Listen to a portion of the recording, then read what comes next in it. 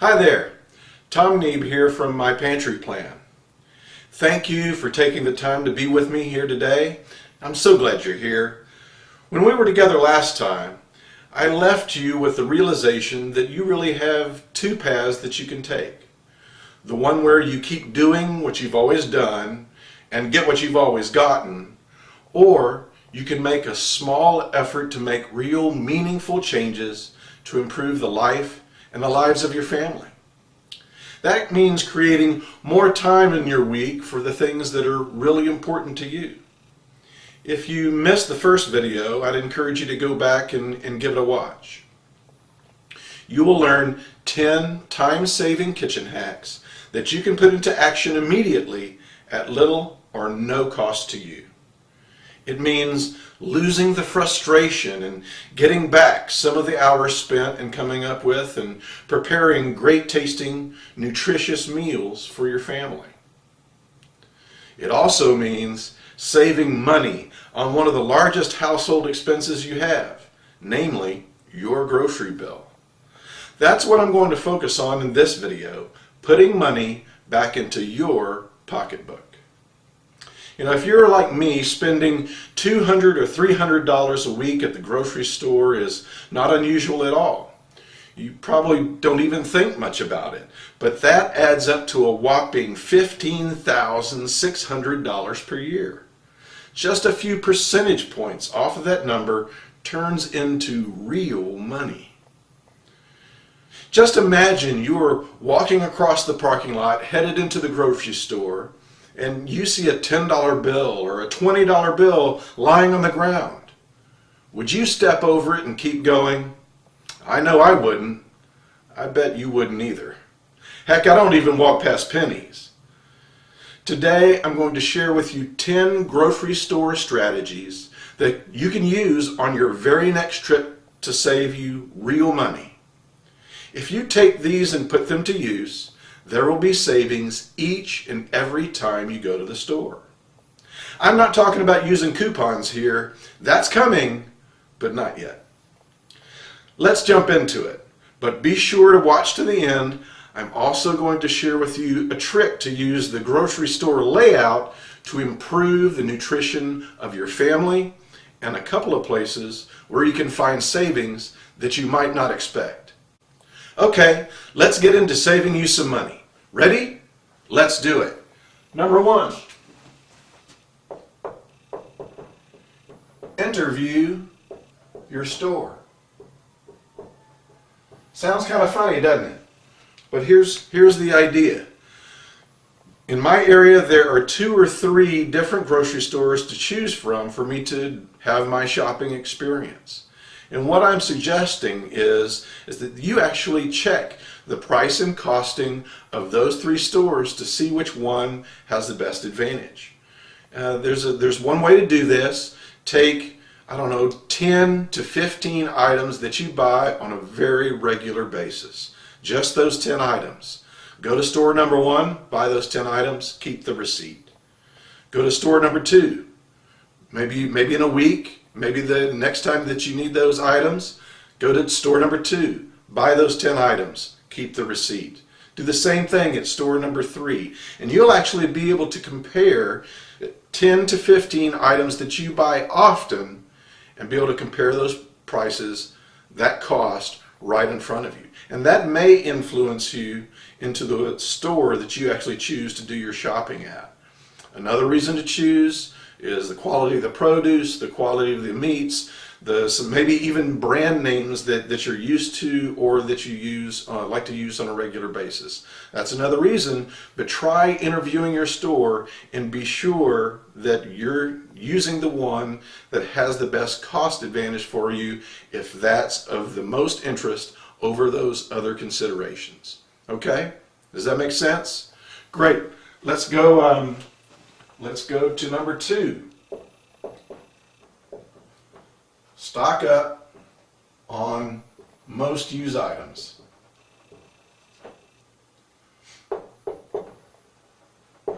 When they are on sale, okay?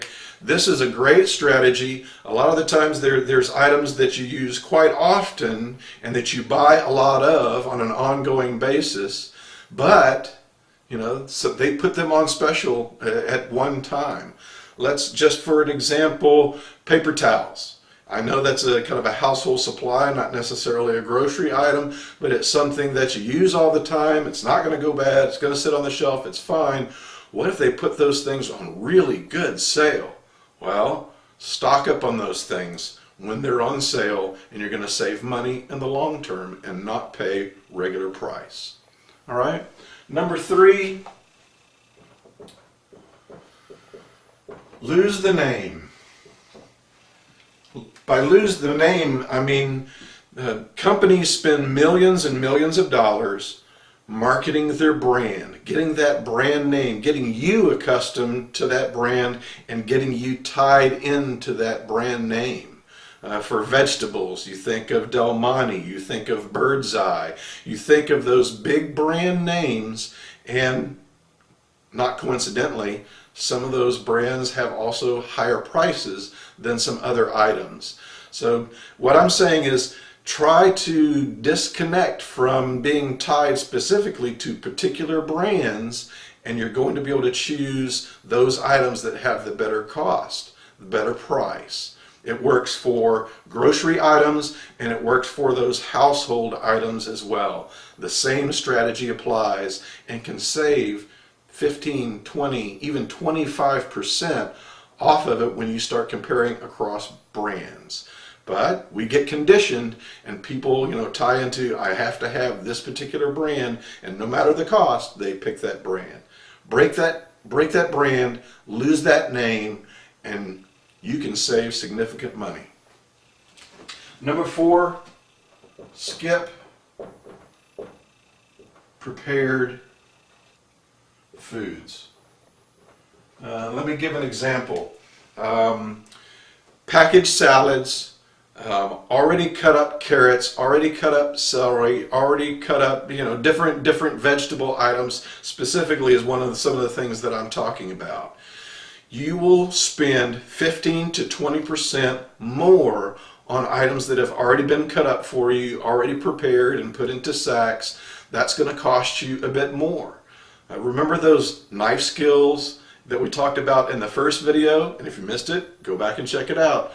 Use those knife skills, put them to use, and very quickly you can prep those things yourself and put that 15 to 20% back into your pocket. All right? Number 5. Check unit prices. It's actually required these days for grocery stores to give you the actual unit prices. And what I mean by unit price is how much are you spending per ounce on that item. A trick that a lot of these food producers use is they use the same size package, but they put fewer ounces in that package. An example that I recognize a lot is you used to buy 5-pound bags of sugar. Have you noticed that those 5-pound, you don't get 5 pounds anymore in the bag? It's a 4-pound bag of sugar, but oh, by the way, you're spending about what you did for that 5-pound bag previously. You'll find that in cereals, you'll find that in all of the packaged foods that you really have to be careful about. How much does it cost per ounce of that item? And if you pay attention to that, you'll also be able to save yourself some money. All right? Number 6, look up or down. One of the things that I try to understand when I'm looking at any business, whether I'm talking about companies that I'm interested in investing in, or companies that I'm interested in for different reasons, or the grocery store, how does that grocery store make money? Did you know that one of the ways that they make money is placement? So what brands are on what shelves and at what level? Okay, those brands that are at eye level are at reach out and pick up level, that middle of the shelf, those brands actually pay the grocery stores for that placement. And you can save 10, 15% by looking up at the top shelf or down at the bottom shelf and choosing those items. So a great trick at the store, when you find the thing that you want, look in the middle, but don't forget, look up, look down, compare those prices, and you can save significant money. Some people say look to the generic brands. That can save you too, but if you look up and down, the brands are going to be a bit different. But remember, the processing, each of those brands, everything on that shelf could come from the same processing plant. It's produce that's come from a different farm because the producers typically buy whatever that farm produces. It will come from a different place, but the process and the packaging all comes from the same place. But look up, look down, and you'll find some real savings.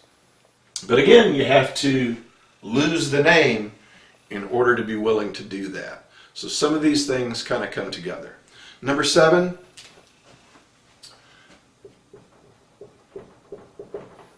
is take advantage of holiday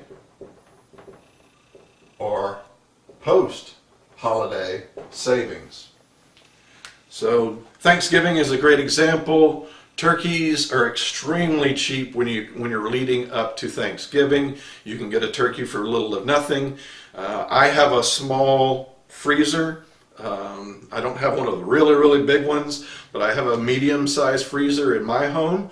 And when things like that, whether it's turkeys, hams, different items like that around the holidays, if you can pick those items up really, really cheap. They stay in the freezer really well. You can buy 2 or 3, put them away, and you're going to have them for later. And it goes back to stock up when things are on sale. The holiday sales and the post-holiday sales, I mean, the grocery stores, they stock up for those events. They really are events. They stock up for those events, and then as it gets closer, they begin to sell those things off at really, really cheap prices. And after the holiday, you can usually pick them up for next to nothing.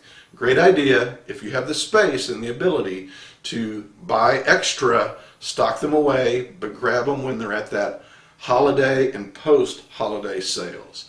A really great way to go. Number 8, haggle on price. Did you even know you could do this at the grocery store, particularly with say meats? If an item is going to be going past its suggested sell date in a couple of days, even a couple of days before, if you notice that, a lot of times you can walk over to the butcher counter and say, hey, this is about to go out. I'd really like to get it, but would you be willing to lower the price a little bit? A lot of times they will. Give them the opportunity to say yes. Haggle a little bit on prices, and you will really be surprised how many times they'll say, oh yeah, we can do that for you. Hold on, let me have it. And they'll put a fresh sticker on the front of it and save you some money. That one is a really good one and one to remember. All right. Number 9, buy certain items in bulk. Okay. So laundry detergent, meats, poultry, items that you use a lot of. I'll even go to those household items. Paper towels, toilet paper, soap, a lot of those items, the things that you buy, that you use really, really often. It's not going to go bad. It's going to stay on the shelf. Buy those things in bulk. I have a membership that locally we have Sam's and we have Costco. That's kind of the big off-the-shelf stores. Shop at Costco. Their meats are actually very good. Their produce is very good, but you need to buy in larger quantities. If you can do that, if you have the space and the ability to take that, you can save some real money. Those bulk stores, Sam's, Costco, BJ's, whatever the warehouse store is that's in your area, if you can shop at those stores and have the room and the ability to be able to store those things up, you really can save a significant amount of money. And remember, if you get those big packages of meats at those warehouse stores, remember that vacuum sealer that we talked about in the last video. It's a great way that you can take this big package, break it up into, whether you're a family of 4 or a family of 5 or a family of 6, you can break those large packages into what do I need for a meal and a half, or 2 meals like we talked about last time, and use that vacuum sealer, package those up, freeze them that way, and then you're ready to just pull out what you need when you're ready to prepare it. All right, great. And number 10, don't buy personal care items at the grocery store.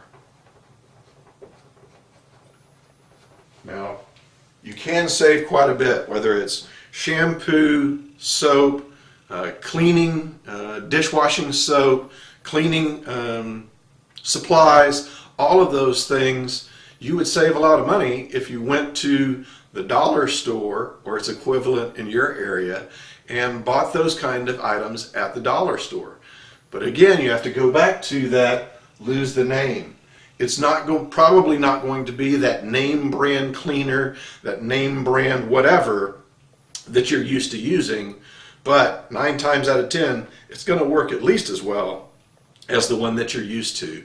And at the dollar store, you look at some of the prices of those things and make a comparison between that and $1, and that's going to be significant savings. All right, that's our 10 items. I'm actually going to take a quick break here, and I'm going to wipe this board clean and draw a new picture up there, and I'll be right back. Okay, that's it. 10 money-saving strategies that you can use at the grocery store each and every time you go. If you will put even some of these into play, you will save 10 to 25% off the items that you purchase and put real money back into your pocket.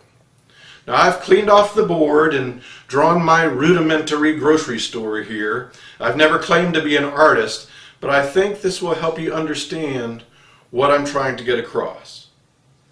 I'd like to share how you can use the grocery store layout to your advantage and improve the health and increase the nutritional benefit of the foods you bring home for your family. First off, I want to start off by kind of showing you the layout and describing what I know that you experience every time you go to the grocery store.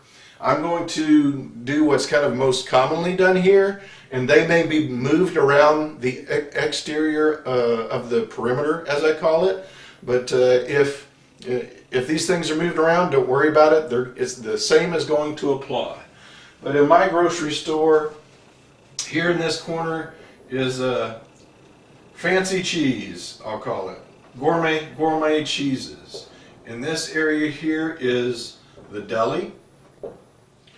In this back corner is fresh produce. There you go. And here is meats. And then there's dairy. And then here is eggs, butter, and then here is the regular cheese and fresh pasta. And the strategy that I'm going to share right now is what I call walk the perimeter. And if you will do 50, 60, 70% of your food shopping, just specifically your food shopping around the outside walls, the perimeter of the store, those are just more nutritious foods for your family. Let's take a look. I mean, if you buy more fresh produce, that's just naturally more nutritious. If you buy fresh meats, that's more nutritious. Dairy, obviously, eggs, butter. These are the most fresh, natural foods that you can provide for your family. And if you can do the majority of your food shopping just in this outside area of the grocery store, and I mean just staying right along the perimeter. That's why I call this strategy walk the perimeter. There's one exception to this rule, and usually it's kind of right here in the middle, and that's the frozen section of the grocery store. The exception to this perimeter rule is frozen vegetables. Many times frozen vegetables are actually more nutritious, have more nutritional value than those that are in cans. Don't know if you realize this, but those frozen vegetables, a lot of times they come fresh from the farm, they go into the processing plant, they are blanched and flash frozen, and all the nutritional value, all the flavor is locked into those frozen vegetables. One of the ones that I use the most often, whether it's Bird's Eye or some other brand, it's the Steam in Bag vegetables.